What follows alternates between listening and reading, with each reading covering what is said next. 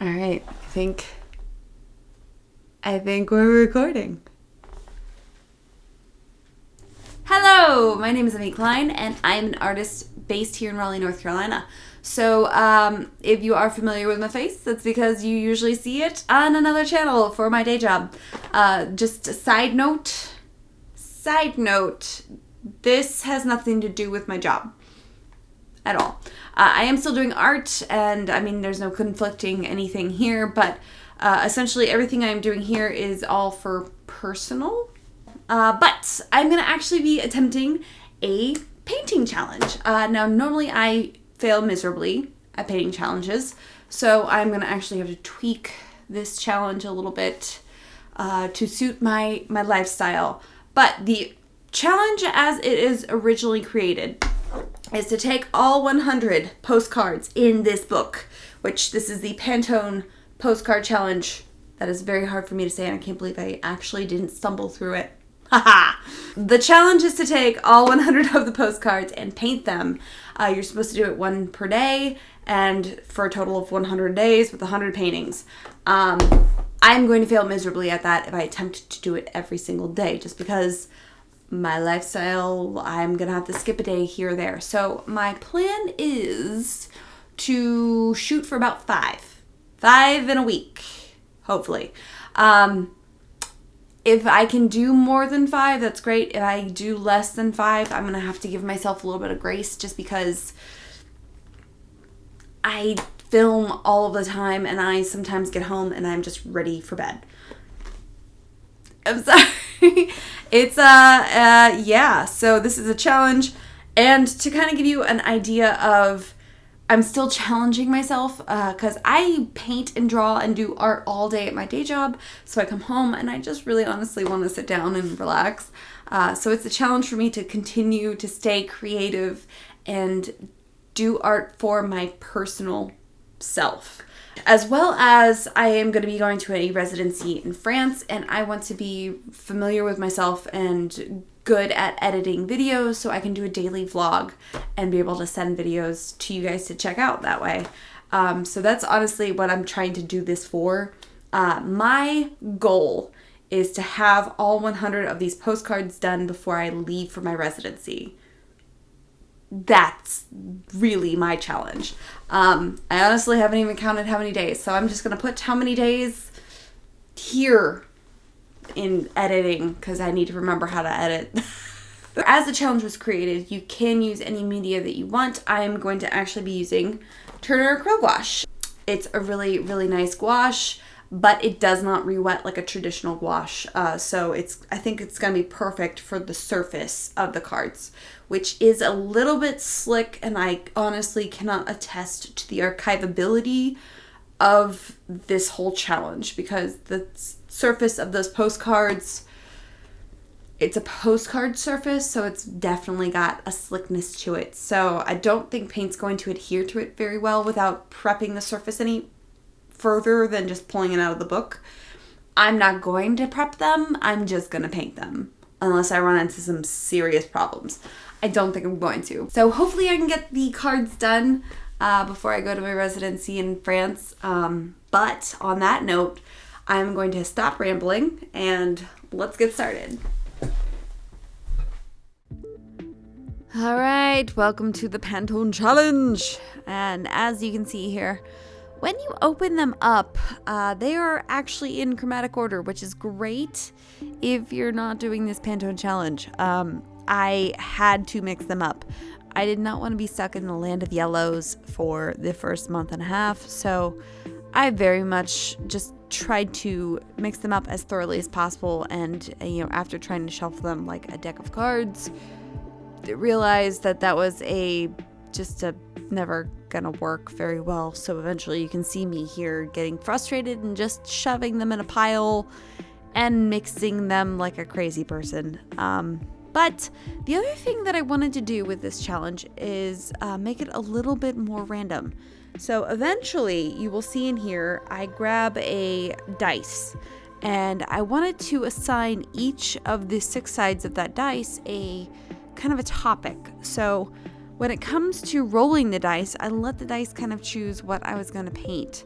So the first number being, 1 is landscape, 2 being portrait, 3 is animal, 4 is food, and 5 abstract, and 6 being a wild card, just in case I had an idea of something that did not, land in those first 5 categories. But I didn't want to be stuck on deciding. That's honestly, I feel like the hardest thing for me is deciding on what I'm going to paint.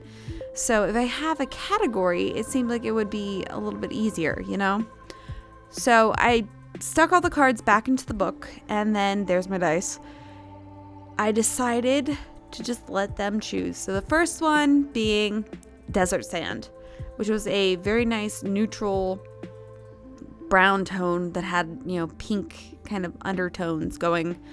Rolled the dice, and number 2 landed on portraiture. So I spent the next very, very small amount of time choosing a portrait. But I wanted the undertones of that color to kind of shine through. So as I choose my colors through the painting, I will pop them up on the screen here as I just did with that cobalt blue. But I also just kind of grabbed that because, the original reference photo had a lot of blue tones to it. So I felt like that would kind of,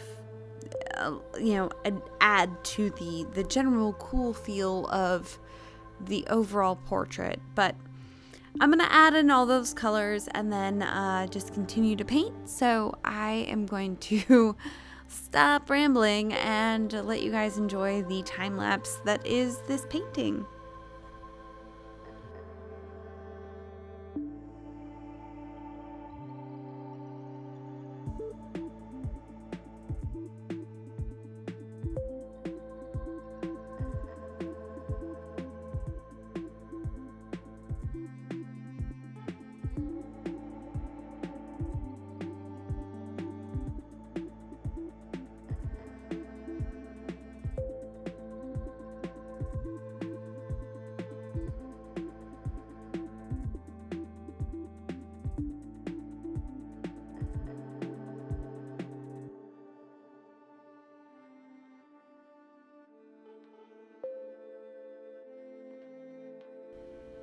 Just so you do know, I did actually flip my portrait upside down for a good portion of the remainder of this painting. The reason why is because I was struggling. I was struggling with the proportions. It was a very odd portrait.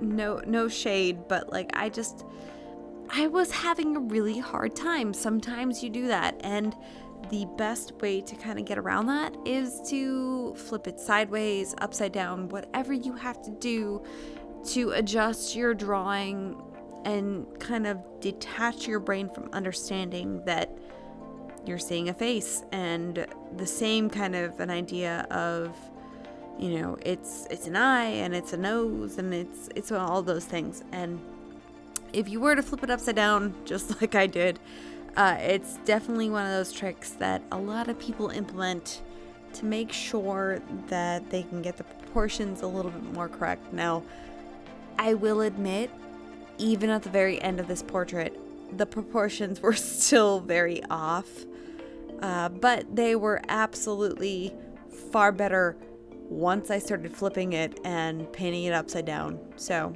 if you guys are struggling, flip your stuff upside down. Give it a whirl. It might really, really help you.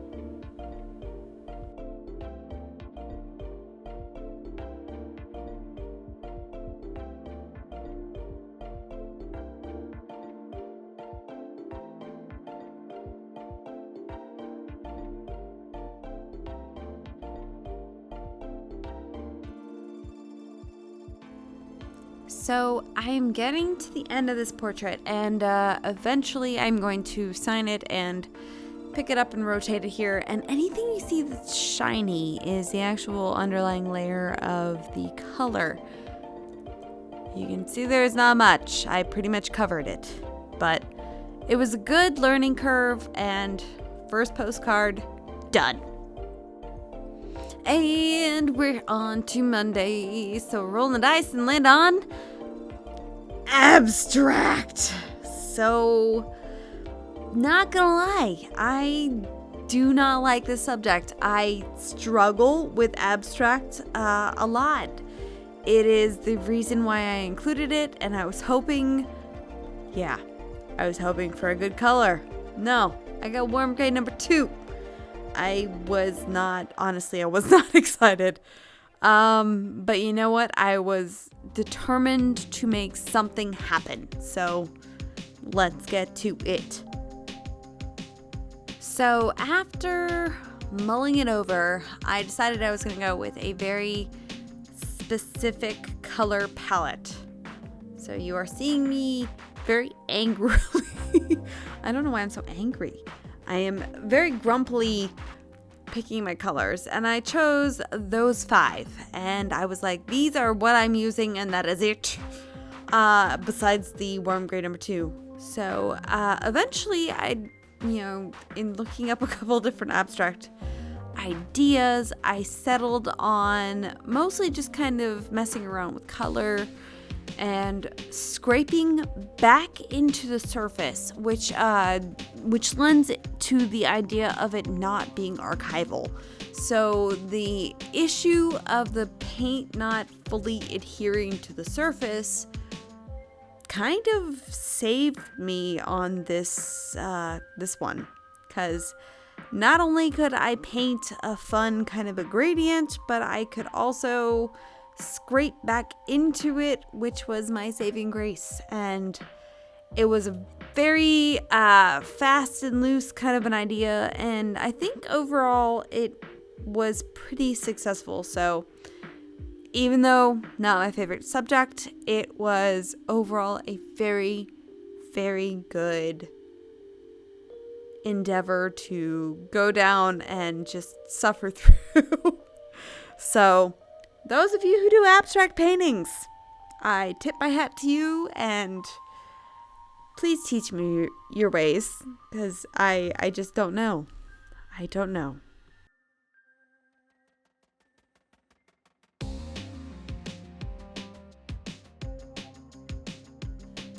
Now, since I had struggled so profusely in the previous abstract idea, I decided to redeem myself.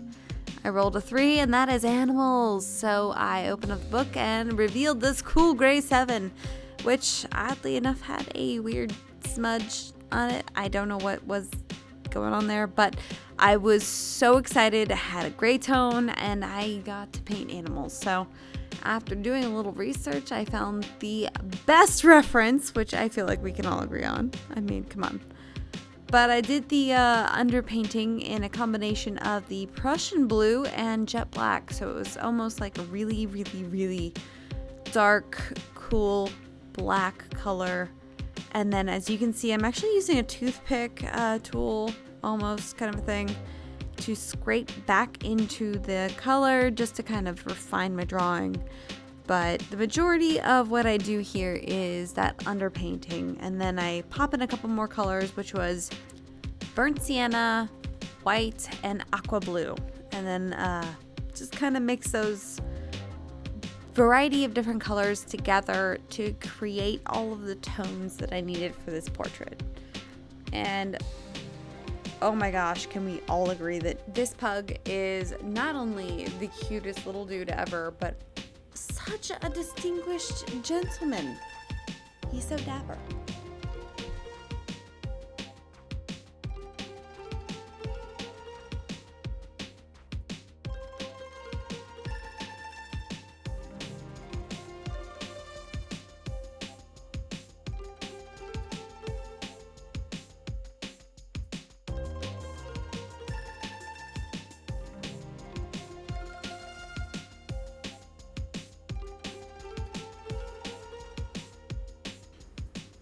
Okie dokie, we are not going to discuss how I went from Monday to Saturday. It happens. So I did a roll though, and I rolled a landscape, which is number 1. And I was so excited to get this crazy green color, and it was gonna work out well. So after doing some research, I found this really awesome mountain scene and ended up, taping the Pantone swatch postcard up and laying down my colors, which are white, aqua blue, sky blue, viridian, burnt umber, permanent green light, and permanent lemon. So this is actually kind of the order in which I laid them down, because that sky blue and the white seemed to work really, really well for those clouds. The sky blue and the viridian seem to work really well for the distant landscape, because, as things recede back in the horizon, they get lighter and bluer in tone. And then as I worked my way to the foreground, it got lighter and lighter, which with that lemon yellow kind of gave me those highlights. And I tried to keep a lot of the underlying base tone of the card visible for the foreground. And I think it actually worked out really, really well. So because I worked on this and resolved the actual landscape painting so quickly, I ended up going straight into the next painting, because I was also running out of time and really wanted to get 5 paintings done in 1 week. So let's do the next one.